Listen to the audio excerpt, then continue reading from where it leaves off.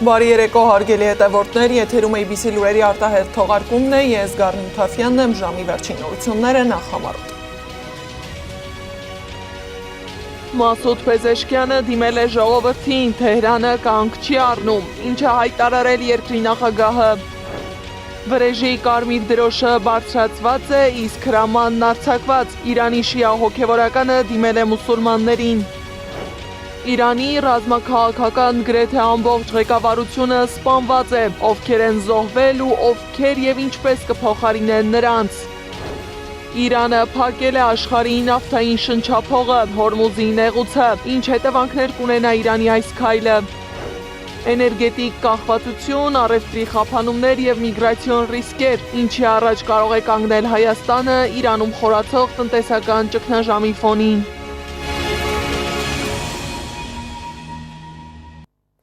Նախագահ Մասուդ Փեզեշքյանն ուղերձով դիմել է Իրանի ժողովրդին, նա շեշտել է երկրի զինված ուժերը գործում է եւ կգործի ամբողջ հզորությամբ, որպեսզի ոչնչացնի հակառակորդի բազաները։ Արտակարգ վիճակների ղեկավարության խորհուրդը սկսել է իր աշխատանքը եւ մենք կշարունակենք Ալի Խամենեիի ուղին, հայտարարել է Փեզեշքյանը։ Իսրայել ու Ամերիկայի ջենայաթքար Հեղափոխության գերագույն առաջնորդի մահը, որը նահատակություն է երկար տարիների պայքարից, ջանքերից, զոհաբերությունից, արթնությունից եւ բռնակալի դեմ պատերազմից հետո, թող Աստված հանգստացնի այս մեծ մարդու հոգին եւ նրա հետևորդներին պահի կայուն եւ հպարտ։ Մենք, ինչպես միշտ, հիասթափեցնելու ենք թշնամիներին։ Աղոթեք, որ Աստված մեզ չամաչեցնի մեր երկրի բոլոր սիրելիների առաջ եւ մենք կարողանանք լինել իրավունքի եւ արդարության ուղղուց ճիշտ հետևորդներ։ Մենք հակառակորդին կհասցնենք հուսահատության, ոչնչացնելով նրանց բազաներն ու կարողությունները։ Պետք է միասնական լինենք։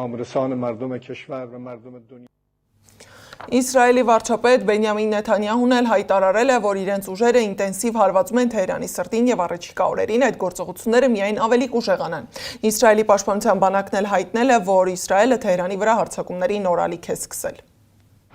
Մենք մասնակցում ենք մի արշավի, որի ընթացքում ամբողջ ուժով կիրառում ենք Իսրայելի պաշտպանության բանակի կարողությունները, որպեսզի ապահովենք մեր գոյությունն ու մեր ապագան։ Միացյալ Նահանգների հետ համատեղ ջանքերը մեզ հնարավորություն են տալիս իրականացնել այն, ինչին ես ձգտել եմ 40 տարի՝ վճռական հարված հասցնել տերորիստական ռեժիմին։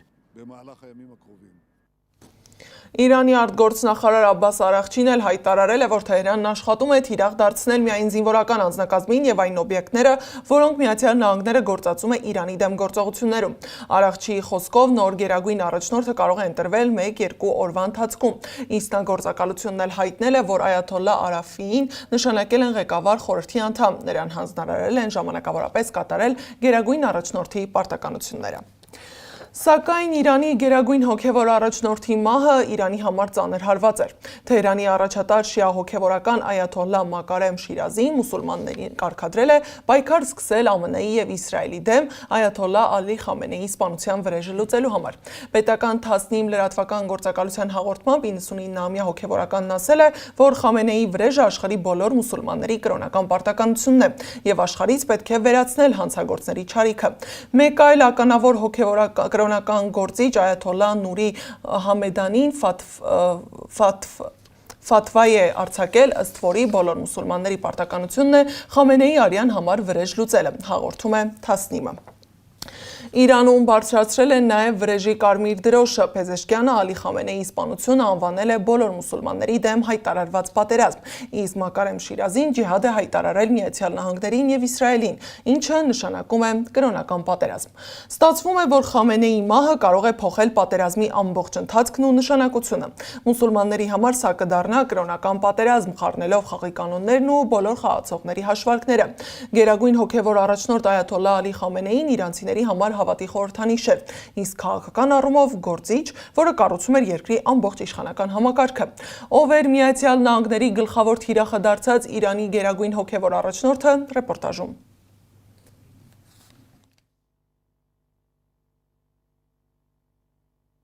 Փետրվարի 28-ի առավոտյան Թեհրանին հարվածը Իրանի համար դարձավ շրջադարձային։ Երկրի գերագույն հոգևոր առաջնորդ Այաթոլլա Ալի Խամենեին սպանվեց Միացյալ Նահանգների եւ Իսրայելի համատեղ հարձակման ընթացքում իր նստավայրում։ Թեհրանում հայտարարվեց 40-օրյա սուգ։ Էպիկական զայրույթի գործողությունը ոչ միայն ռազմական, այլև քաղաքական հարված էր, ուղղված Իրանի իշխանության բուրգի գագաթին։ Մարդ, որը ղեկավարեց Իրանը 37 տարի, Ալի Խամենեին Իրանի Իսլամական Հանրապետության երկրորդ գերագույն առաջնորդն էր։ Մարդ, որի ձեռքում էին կենտրոնացված թե կրոնական, թե քաղաքական լծակները։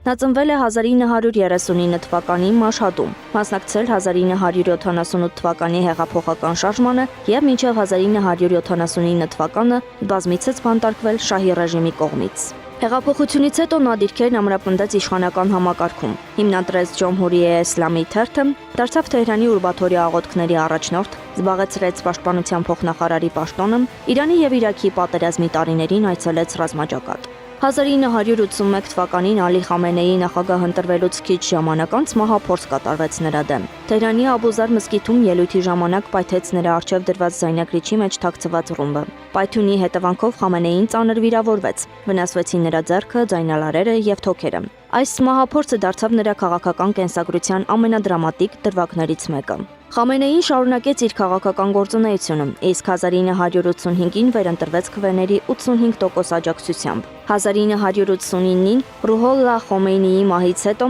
հոգևորականների քվեարկությամբ Խամենեին դարձավ երկրի գերագույն առաջնորդ։ Այդ պահից սկսվեց մի փուլ, երբ գերագույն առաջնորդի պաշտոնը դարձավ ավելի ազդեցիկ, քան նախագահի ինստիտուտը։ 1989-ից մինչև 2026 թվականը Խամենեին Իրանի անսակարկելի կենտրոնական դեմքն էր։ Նա վերահսկում էր խորհրդարանը, նախագահին, դատական համակարգը, արտաքին եւ պաշտպանական ռազմավարությունը։ Որպես գերագույն գլխավոր հրամանատար նա ղեկավարում էր նաեւ զինված ուժերը եւ Իսլամական հեղափոխական պահապանների կորպուսը։ Իրանի նախագահը գործադիր դեմքն էր, սակայն ռազմավարական որոշումների վերջնական խոսքը Խամենեինն էր։ Նրա ելույթների անբաժանելի մասը Միացյալ Նահանգներին ուղղված քննադատությունն էր։ Նա Վաշինգտոնին մեղադրում էր Մերձավոր Արևելքում իմպերիալիստական քաղաքականության համար, իսկ Իսրայելին տարածաշրջանային ագրեսիայի։ Այդ դիրքավորումն էր, որ նրան թշնամի երկրների համար դարձնում էր առանցքային թիրախ։ Խամենեիի կառավարման տարիներին Իրանում զանգվածային տարբեր ցույցեր են կազմակերպվել։ 1999-ին, 2009-ի կանաչ շարժման ժամանակ, նաև 2022-ից 23 թվականների կին կյանք ազատություն շարժման ընթացքում։ Բողոքները հաճախ ճնշվել են ուժային մեթոդներով, ինչի համար իշխանությունը ենթարկվել է միջազգային քննադատության։ Խամենեին Իրանի քաղաքական համակարգի հենասյունն էր։ Նրա շուրջ էր կառուցված իշխանության ամբողջ ճարտարապետությունը, բանակից դատական համակարգ։ Նրա մահն անխուսափելիորեն ստեղծում է ուժային հավասարակշռության նոր պայքար, թե երկրի ներսում, թե տարածաշրջանում։ Իսկ ինչ է լինելու Խամենեիի մահից հետո։ Իրանում գերագույն առաջնորդը չի ընտրվում հանրային ուղիղ քվեարկությամբ։ Նրան ընտրում են 88 հոգուց կազմված հոգևոր կառույցի քվեարկությամբ, որը ոչ միայն ընտրում, այլև վերահսկում է առաջնորդին եւ անհրաժեշտության դեպքում կարող է դադարեցնել նրա լիազորությունները։ Նոր տեխնացուն պետք է ստանա ձայների բացարձակ մեծամասնություն։ Մինչ նոր հոգևոր առաջնորդի ընտրությունը նրա պարտականությունները ստանձնում է ժամանակավոր խորհուրդը, նախագահի, դատական իշխանության ղեկավարի եւ սահմանադրական պահապանների խորհրդի մասնակցությամբ։ Ալի Խամենեին Իրանի պատմության ամենաերկար կառավարած առաջնորդներից էր։ Նրա մահը բացեց անորոշության մի շրջան, որտեղ որոշվելու է Իրանը կշարունակի արդյոք նույն կոշտուղին, թե կմտնի քաղաքական վերադասավորումների նոր փուլ։ Անահիտ Սարգսյան, Նոնա Գևորգյան, ABC Media։ Լրատվամիջոցները հայտնում են Իրանի նախկին նախագահ Մահմուդ Ահմադինեժադի մահվան մասին։ Թեպետ ընտանիքը հերքել է նախկին նախագահի մահվան լուրը, այդուամենայնիվ տարածվել են տեսանյութեր, որում երևում է Մահմուդ Ահմադինեժադեի տունը ԱՄՆ-ի եւ Իսրայելի հարձակման պատճառով ավերակների է վերածվել։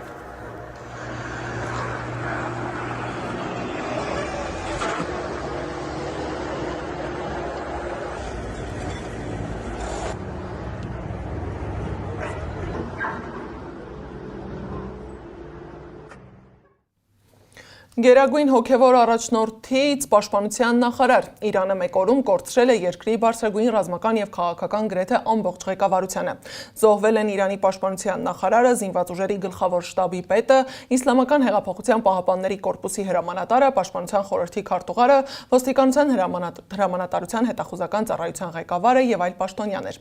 Ովքեր ու ինչպես պետք է փոխարինեն սպանված ղեկավարությանը։ Կկարողանա Իրանը կրկին հավաքել ռազմաքաղաքական մի ամբողջ կորպուս, ռեպորտաժում։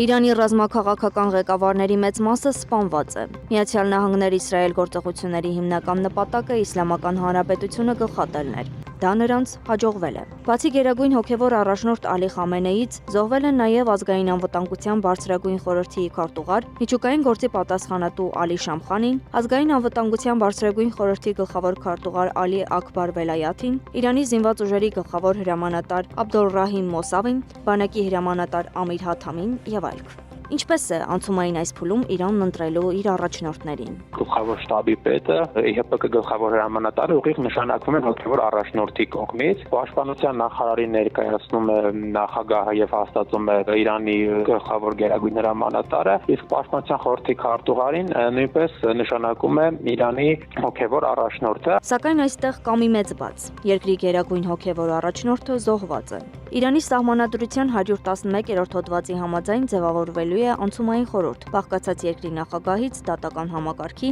եւ սահմանադրության պահապանների խորհրդի անդամներից։ Երկրի ազգային անվտանգության գերագույն խորհրդի քարտուղար Ալի Լարիջանին արդեն հայտարարել է. առաջնորդը շուտով կընտրվի, իսկ մինչ այդ կձևավորվի առաջնորդական նոր խորհուրդ, կամ այսպես ասած, բանիմացների խորհուրդ։ Բանիմացների խորհուրդը այդ խորհուրդն է, որ ընտրվում է ժողովրդի կողմից, ուղղակի եւ գաղտնի քվեարկության արդյունքում եւ մեկ օրակարգով ասպարվում ճշտել գերագույն առաջնորդին, այսինքն անձը ճշտել գերագույն առաջնորդության համար։ Բայց այս պահին դեռ այլ հայտարարություն չկա, թե երբ է հրավիրվելու փորձագետների ժողովը։ Սակայն ըստ տարածվող տեղեկությունների Ալի Խամենեին հոգ է տարել իր իրավահաջորդի ու երկրի նոր ռազմաքաղաքական ղեկավարության մասին։ Նաև շրջանառվում էր Ալի Լարիջանի անունը, ով լինելու էր համակարգողի դերում այդ ժամանակահատվածում, այսինքն դեռ չպետք է բացառենք, որ հնարավոր է Ալի Լարիջանին այս ընթացքում իրականացնի համակարգողի դեր, մինչև որ կհրավիրվի փորձագետների ժողով եւ նրանք էլ կընտրեն երկրի նոր հոգևոր գերագույն առաջնորդ։ Իրանագետ Էմա Բեգիջանյանի կարծիքով նոր հոգևոր առաջնորդի ընտրությունը վաղ տեղի չի ունենա։ Մինչև երկրում խաղաղություն չհաստատվի կամ առնվազն որոշ չափով հրադադար չլինի, դա տեղի չունենա։ Ամեն դեպքում երկրի ռազմաքաղաքական ղեկավարության ընտրությունը կախված է նաև մի քանի սցենարներից, կարծում են իրանագետները։ Օրինակ, երկրի տարբեր հատվածներում զանգվածային բողոքի ակցիաների առաջացումը կամ հոգևոր առաջնորդի բացակայության պայմաններում Իրանում պետական համակարգի փոփոխությունը։ Անահիտ Սարգսյան, Աշոտ Բարբարյան, ABC Media։ Իրանում Իրաքի սահմանից ոչ հեռու Մեհրամ քաղաքում գտնվող սահմանապատ ծառայության շենքի վրա հարձակման պատճառով անվտանգության 43 աշխատակից է զոհվել։ Իրանը հայտարարել է, որ կանգ չի առնելու։ Բախման հենց ամենասկզբից Թեհրանի թիրախները եղել են ամերիկյան ռազմաբազաները։ ԱՄՆ կենտրոնական հրամանատարությունը հայտնել է, որ Իրանի դեմ գործողության ընթացքում զոհվել է 3 ամերիկացի զինվոր, 5-ը լուրջ վնասվածքներ են ստացել։ Եվս մի քանիսը ուղեղի ցնցում են ստացել եւ բեկորային վնասվածքներ։ Այլ կորուստների մասին տեղեկություն չկա։ Ինչ թիրախներ այսօր ընտրել Իրանը, Սեդակ Յուրեղյանի ռեպորտաժում։ Մարտի 1-ի լույս առավոտյան Դուբայի զինվորականների ոչնչացրած անօդաչու սարքի բեկորները հրդեհի պատճառ դարձան Ջեբել Ալի նավահանգստում, որը Միացյալ Նահանգների ռազմածովային ուժերի նավերի հաճախակի կանգառ է Պարսից ծոցում։ Իրանը արհեստական կղզիների զբոսաշրջային տեսարժան վայրում հրդեհի բռնկվելուց մեկ օր անց հարվածներ հասցրեց Դուբայի միջազգային օդանավակայանին։ Ապա Իրանը հայտարարություն տարածեց, որ հուժկու հարված է հասցնելու Միացյալ Նահանգներին, ավելի ուժեղ, քան երբևէ։ Սրան հետևեց Դոնալդ Թրամփի պատասխանը։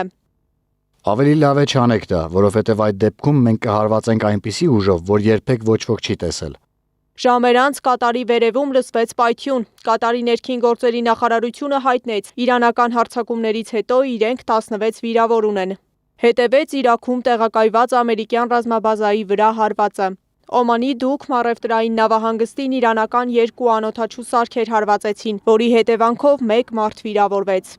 Օմանի ծովային անվտանգության կենտրոնը հայտարարեց, որ Պալաուի դրոշի ներքո նավարկող Skylight նավթատարը թիրախ է դարձել Մուսանդամից մոտ 5 ծովային մղոն հեռավորության վրա։ Նավթատարի 20 հոգանոց անձնակազմը տարհանվեց, նախնական տեղեկություններով 4 մարդ էր վիրավորվել։ Հորդանանի պաշտպանական համակարգերը որսացին մայրաքաղաք Ամմանի, նաև երկրի հյուսիսային շրջանների օդային տարածք մտած հրթիռներ։ Հորդանանում Միացյալ Նահանգների դեսպանատունը վաղ առավոտյան տագնապ հայտարարեց, կոչ անելով մարդկանց ապաստան գտնել։ Հետևեց Ցախալի հարվածը Թեհրանի սրտին։ Իսրայելական բանակը հարվածեց ուժային կառույցների ստորաբաժանումներին եւ Իրանի պետական հեռուստատեսության կենտրոնակայանին։ Տագնապի ձայներ լսվեցին նաև Քուվեյթում, քանի որ Իրանը շարունակում է Պարսից ծոցում իր պատասխան հարձակումները Միացյալ Նահանգների դաշնակիցների դեմ։ Օրվա երկրորդ կեսին Պալաուի դրոշի ներքո նավարկող նավթատարը խորտակվեց Հորմուզի նեղուցում իրանական հարձակումից հետո։ Իրանական կողմը հաղորդում էր, նավթատարը չի արձագանքել նախազգուշացումներին։ Երուսաղեմում իրանական հրթիռ ընկավ, իսկ Աբու Դաբիի Զայեդ նավահանգիստը իրանական հարվածից հետո այս տեսքն ուներ։ Իրանական լրատվամիջոցները հաղորդեցին Իսրայելի Բեյթ Շեմեշ քաղաքին հարվածելու մասին։ Բնակավայրի հրթիռակոծության հետևանքով զոհվեց 6 մարդ, տուժեց 20-ը։ اسرائیل و آمریکای جنایتکار Մենք հակառակորդին կհասցնենք հուսահատության, ոչնչացնելով նրանց բազաներն ու կարողությունները։ Պետք է միասնական լինենք։ خداوند Իսլամական հեղափոխության պահապանների կորպուսը հայտնեց Միացյալ Նահանգների ռազմածովային ուժերի Աբրահամ Լինկոլն ավիակրի վրա ԱԹՍ-ներով հարձակվելու մասին։ Երեկոյան 7-ին մոտ իրանցիները հարվածեցին Աբու Դաբիում տեղակայված ֆրանսիական ռազմաբազային։ Իրանական բանակը անօդաչու թռչող սարքերով հարվածեց Քուվեյթում տեղակայված ամերիկյան ռազմաբազային։ Այսօր լրատվամիջոցների փոխանցմամբ ամերիկացի 3 զինվոր է զոհվել Իրանի դեմ գործողության ընթացքում։ Ռազմական գործողությունները դեռ շարունակվում են։ Սեդա Կյուրեղյան, Գեգամ Ղազարյան, ABC Media։ Հրթիռների մի բաժին էլ հասել է Թեհրանում Սերբիայի դեսպանատանը։ Նախագահ Ալեքսանդր Վուչիչը հայտարարել է, որ անձնակազմին տարհանել են Բաքու։ Հարվածներից մեկն ուղղված էր Բասիջի ավիաբազային։ Բեկորները վնասել են դեսպանատունը։ Վուչիչը հավելել է, որ տարածաշրջանում Սերբիայի ամենաշատ քաղաքացիները Արաբական Միացյալ Էմիրություններում են, որոնց կտարհանեն առաջին իսկ հնարավորության դեպքում։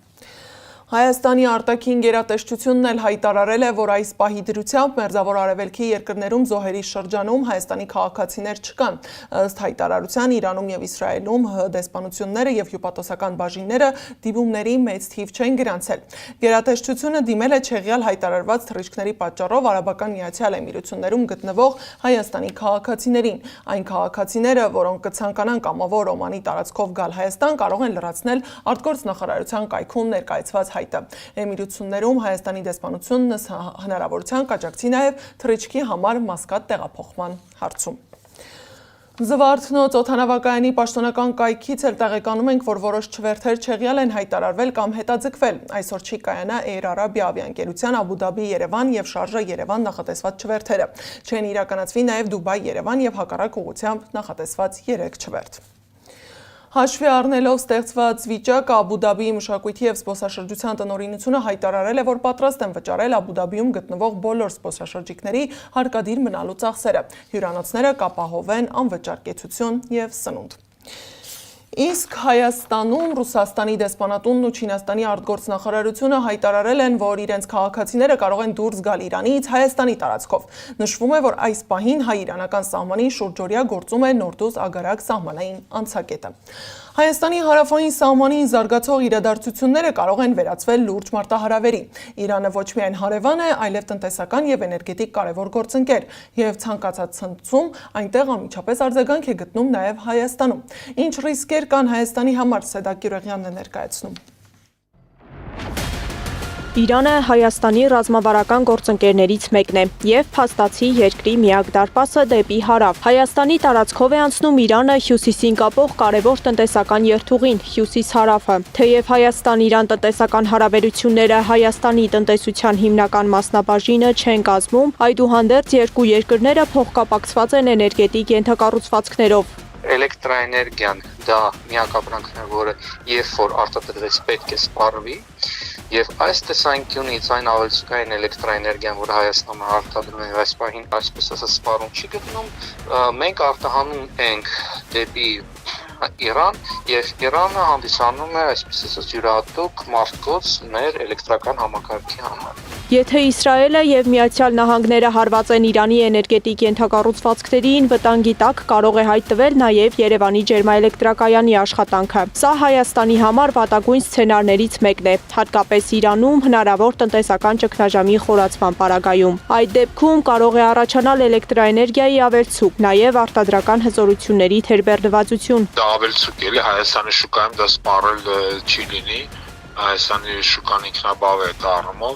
Ջերմակայանը Երևանի ջեկը կարող է կանգնել կամ աշխատել իր ոչ ամբողջ հզորությամբ։ Սա է հիմնական խնդրեմը։ Այսինքն այս հարվածը, ասենց ասեմ, Հայաստանի համար իհարկե շատ վատ իրավիճակ է ստեղծում, բայց ուտ ասենք թե գազ, էլեկտրաէներգիայի դիմաց այդ ծրագրի հետ կապված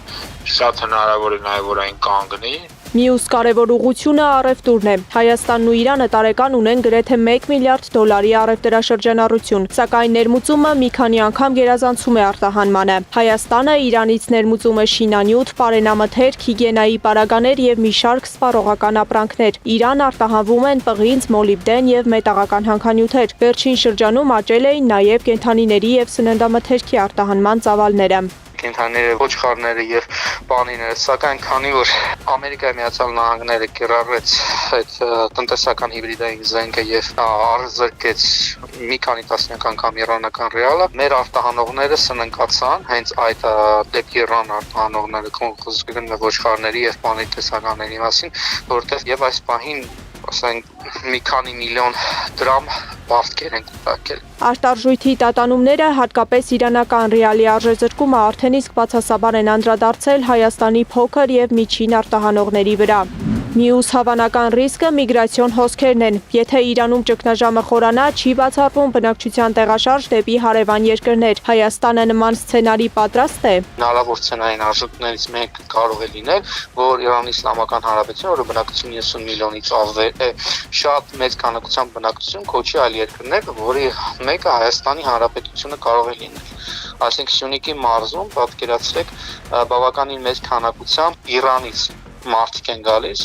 որոնք ասենք էթնիկական կազմվածքով որոշակի հարցեր կարող են առաջանալ, սա նույնպես տնտեսական խոցելիություն կարող է առաջացնել։ Թե երկարաժամկետ հեռանկարում ինչ տնտեսական հետևանքներ կարող է ունենալ ստեղծված վիճակը, փորձագետները դեռ դժվարանում են հստակ գնահատել։ Մինչև վերջին զարգացումները Հայաստանն ու Իրանը ծրագրում էին առևտրաշրջանառությունը հասցնել մինչև 3 միլիարդ դոլարի, ստորագրելով համապարփակ ռազմավարական գործընկերության փաստաթուղթ։ Սակայն տարածաշրջանային լարվածությունն ու Իրանում խորացող ճգնաժամը այդ ծրագրերը դնում են անորոշության մեջ, ստիպելով վերանայել Հայաստանի տնտեսական հաշվարկները հարավային ուղղությամբ։ Սեդա Գյուրեղյան, Գեգամ Ղազարյան, ABC Media։ Իրանի գլխավոր դիվանագետ Արաղչիի խոսքով Իրանում պետական ինստիտուտները մնում են անձեռմխելի եւ շարունակում են իրենց աշխատանքը։ Իրանն այս պահին մտադիր չէ փակել Հորմուզի նեղուցը եւ խոչընդոտել այնտեղ նավարկությանը։ Իսկ ինչ հետևանքներ կունենա այս նեղուցի փակումը։ Մի քանի տասնյակ կիլոմետր լայնությամբ այս ջրային ուղին ապահովում է աշխարհի նավթի զգալի մասը, եւ դրա փակումը կարող է դառնալ ոչ միայն տնտեսական ցնցման, այլև լայնածավալ բախումների սկիզբ։ Իրանն ամբողջությամբ փակել է Հորմուզի նեղուցը։ Այնտեղ կուտակվում են նավթ եւ գազ տեղափոխող նավեր։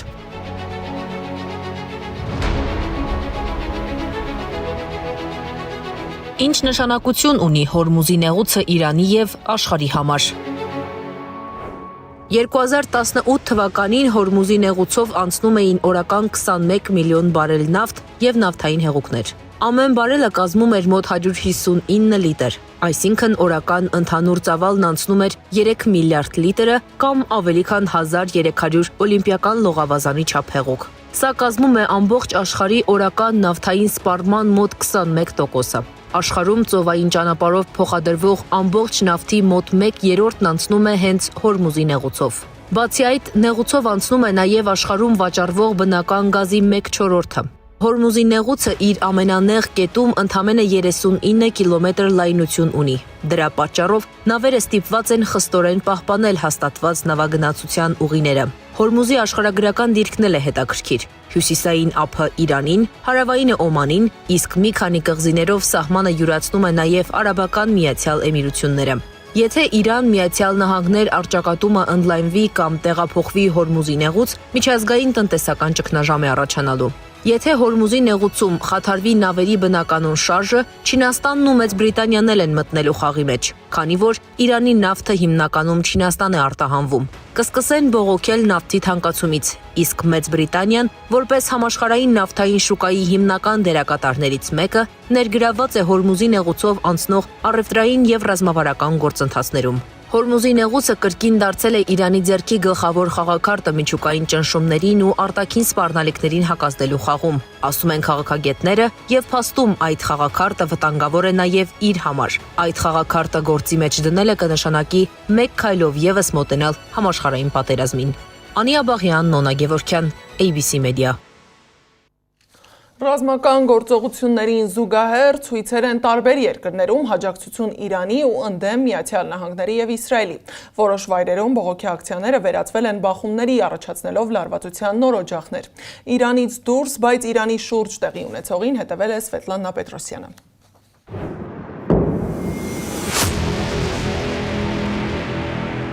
Լարվածությունն ու զայրույթը մերձավոր արևելքում մարդկանց դուրս են բերել փողոցներ, ստեղծելով զանգվածային բողոքի ալիք։ Այդ կերպ հարյուրավոր մարդիկ տարբեր երկրներում իրենց անհամաձայնությունն են հայտնում Ամերիկայի Միացյալ Նահանգների եւ Իսրայելի գործողությունների դեմ։ Իրաք Բաղդադի փողոցները լցված են ցուցարարներով, որոնք փորձել են ներխուժել Ամերիկայի Միացյալ Նահանգների դեսպանատան տարածք, ինչին անվտանգության ուժերը պատասխանել են արդյունքաբեր գազով եւ ջրցան մեքենաներով։ Ցուցարարների եւ ոստիկանության միջև բախումներ են տեղի ունեցել։ Ավելին, Իրաքի մայրաքաղաքում պայթյունների ձայներ են լսվել։ Ենթադրվում է, որ կամուրջ են պայթեցրել։ Ի դեպ, Իրաքը երրորդյա սուք է հայտարարել Իրանի գերագույն հոգևոր առաջնորդի սպանության առիթով։ Հնդկաստան Իսկ Հնդկաստանում ցուցարարները այրել են ամերիկյան եւ իսրայելական դրոշներով խրտվիլակ, այդպիսով իրենց բողոքն արտահայտել Իրանի գերագույն առաջնորդ Ալի Խամենեիի սպանության դեմ։ Պակիստան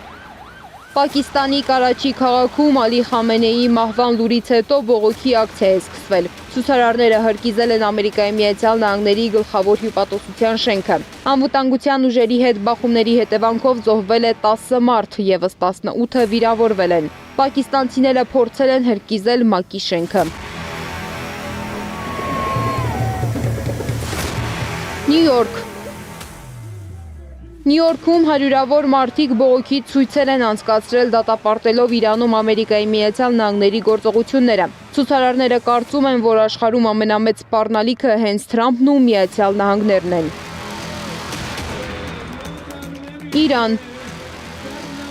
Թեհրանի Պաղեստինի հրապարակում եւս հանրահավաք է տեղի ունեցել հաջակցություն կառավարության։ Հավաքի մասնակիցներն իրենց բողոքն են արտահայտել Իսրայելի եւ Միացյալ Նահանգների հարձակումների դեմ։ Վանկարկել մահ Ամերիկային։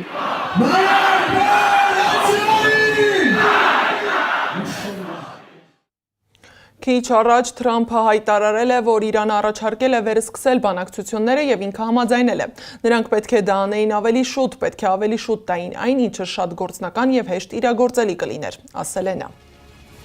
Այս ժամի համար նախատեսել էինք այսքանը, շարունակեք հետևել մեզ YouTube-ում, Facebook-ում, Telegram-ում, WhatsApp-ում, Instagram-ում ու TikTok-ում կամ այցելեք մեր պաշտոնական կայք www.abcmedia.am։ ABC լուրերի արտահերթ թողարկումը եթերում կլինի կեսգիշերին, կհանդիպենք։